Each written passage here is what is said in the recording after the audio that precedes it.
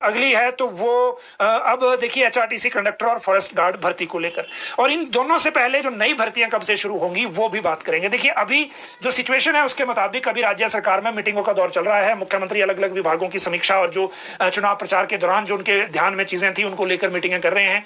PWD के साथ हो चुकी है, शिमला सर्कुलर रोड को लेकर, एनएचएआई के साथ हो चुकी है 4 लेन को लेकर, आज भी कुछ बैठकें थी। और इसके बाद जो आज यूनिवर्सल कार्टन को लेकर बागवानी मंत्री ने आगामी सेब सीजन को लेकर बैठक की और कहा कि अगले सीजन में यूनिवर्सल कार्टन मैंडेटरी हो जाएगा।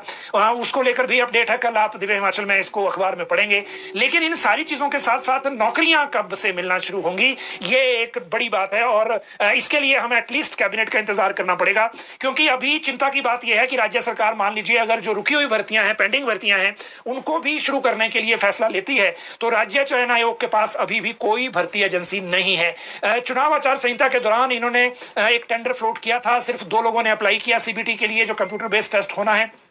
और क्योंकि टेंडर 2 के ही आए थे इसलिए उसको राज्य सरकार के जो फंडामेंटल रूल्स हैं उनके कारण कैंसिल करना पड़ा, और अब नए सिरे से टेंडर किया गया है। अभी इसको टाइम लगेगा। वर्तमान में अगर सरकार कोई नई भर्ती करने को लेकर अगर राज्य चयन आयोग को भी कहेगी तो भी भर्ती नहीं हो पाएगी क्योंकि एजेंसी नहीं है।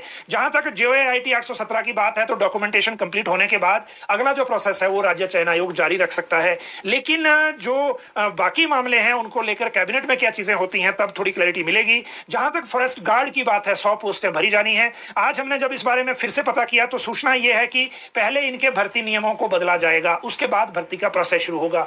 आपको याद है पहले चुनाव आचार संहिता से पहले ऐसे हुआ था कि वन मित्र भर्ती पहले शुरू कर दी थी, फिर यह तय हुआ था कि विभाग पहले वन मित्र भर्ती पर करेगा, उसके बाद फॉरेस्ट गार्ड की प्रक्रिया शुरू होगी। वन मित्र भर्ती कोर्ट में फंसी हुई है क्योंकि कंट्राडिक्टरी ऑर्डर उसमें हो गया है इंटरव्यू को लेकर, और अब वहां से वो निकली नहीं है तो वो भर्ती हो नहीं रही। जहां तक दूसरी तरफ फॉरेस्ट गार्ड की बात है तो फॉरेस्ट गार्ड में अभी भर्ती नियमों को बदलना है। जैसे कोर्ट केस बीच में हुए हैं कि सीनियरिटी की जो डेट है, सीनियरिटी की जो तारीख है वो मेरिट लिस्ट से लेनी है या डेट ऑफ ज्वाइनिंग से लेनी है, ये उसमें कंट्राडिक्शन है और इसीलिए आरएनपी रूल इसमें बदले जा रहे हैं। आरएनपी रूल कैबिनेट से होने हैं, कैबिनेट में मामला कितनी जल्दी जाएगा वो पता चलेगा उसके बाद। लेकिन अभी भी जो कोड ऑफ कंडक्ट के बाद भी सरकारी सिस्टम में वो स्पीड अभी नहीं आई है जिसमें नई भर्तियों को लेकर या नियुक्तियों को लेकर या जो ज्वाइनिंग होनी है उसको लेकर कोई गंभीरता या जिसको कहिए कि फास्ट सिस्टम को करने को लेकर कोई घटना हुई हो।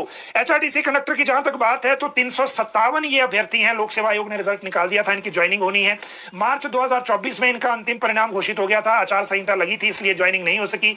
अब ये ज्वाइनिंग के इंतजार में है और इसमें एचआरटीसी से अभी कब ये फैसला होगा, क्योंकि ज्वाइनिंग के लिए भी राज्य सरकार से अनुमति लेनी पड़ती है, तो अभी उस प्रोसेस में ये मुझे लगता है मामला है और इसीलिए वो इंतजार करना होगा। जहां तक बात एजुकेशन की है, शिक्षा विभाग में कुछ बड़े बदलाव होने वाले हैं आने वाले दिनों में, उसके लिए आप लोगों को तैयार रहना चाहिए, जो शिक्षक हैं वो भी, और जो नई नियुक्तियां होनी है वो भी। जो जेबीटी और टीजीटी बैच वाइज नियुक्त होने हैं वो तो ये ध्यान रखें कि उनकी नियुक्ति सिर्फ और सिर्फ रिमोट और हार्ड एरिया में ऐसी जगह होगी जहां सिंगल टीचर स्कूल हैं या विदाउट टीचर स्कूल हैं और एनरोलमेंट ज्यादा है। शहरों में या कोई जुगाड़ इसमें लग नहीं रहा आपकी पोस्टिंग नजदीक मिल जाए, तो एक बात तो ये है। दूसरा ये है बात की जो पुराने ट्रांसफर ऑर्डर्स थे या डीओ नोट्स थे उनको कैंसिल कर दिया गया है, कैंसिलेशन ऑर्डर हो रहे हैं लगातार। आज भी हायर एजुकेशन की वेबसाइट पे काफी ऑर्डर चढ़े हैं। और दूसरा ये कि जो जिसने ट्रांसफर करानी है उसको एक एकेडमिक सेशन में एक ही मौका मिलेगा अगर उसका स्टे पूरा है, और वो भी जो पिछले ऑर्डर है उनको रद्द करते हुए नए सिरे से जो नोट है वो अप्रूव होगा। तो और एजुकेशन में और भी कई करेक्शन आगे होने वाली हैं। आपको कैबिनेट तक, जब कैबिनेट की बैठक होगी तब तक बड़े सारे बदलाव इसमें देखने को मिलेंगे। अब बात करते हैं राज्य सरकार की कैबिनेट की तैयारी की। देखिए जो कैबिनेट है चुनाव आचार संहिता खत्म होने के बाद पिछले कल ही खत्म हुई है और अब राज्य सरकार ने जो आगे मामले बढ़ाने हैं उसको लेकर कैबिनेट की बैठक होनी है।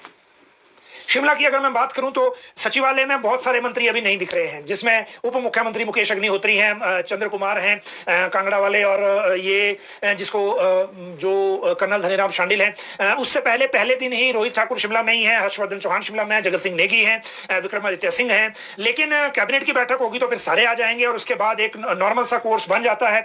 अभी सिचुएशन ये है कि जो 2 साल जिन्होंने पूरे कर लिए हैं कॉन्ट्रैक्ट की सर्विस में, जिनको 1 अप्रैल से जिन्होंने रेगुलर होना था वो अब आ गए हैं देखिए जून महीने में, और अभी भी सरकारी सिस्टम में कोई हलचल नहीं है। आज हमने पर्सनल में कोशिश की तो जो इस ब्रांच को देखते हैं वो डिप्टी सेक्रेटरी छुट्टी पे हैं, सेक्रेटरी पर्सनल भी छुट्टी पे जा रहे हैं, और इसीलिए अब ये कब होगा ऑर्डर, विभागों को अपने स्तर पर करना है या सरकार से सिंगल परमिशन आनी है, इन सारी चीजों को लेकर अभी स्पीड सिस्टम में नहीं है। अगर कोई सवाल भी अभी पूछा जा रहा है तो अभी सब कहते हैं कि जी सरकार से कोई क्लैरिटी इसमें है नहीं, तो अभी हम अपने लेवल पे इनिशिएट नहीं कर सकते।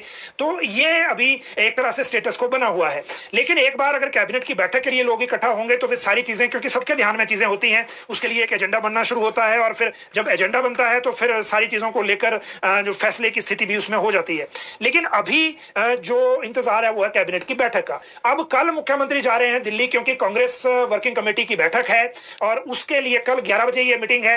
इलेक्शन के बाद ये पहली मीटिंग है, इसलिए इसमें एनालिसिस भी होगा हिमाचल में 4-0 क्यों हुआ। हालांकि उपचुनाव में 6 में से 4 सीटें जीतने का सरकार को स्टेबिलिटी मिल गई, लेकिन लोकसभा की सीटें हार गए। मुख्यमंत्री के यहाँ अपनी लीड नहीं है, उन्होंने भी नरेंद्र मोदी को लीड दी है।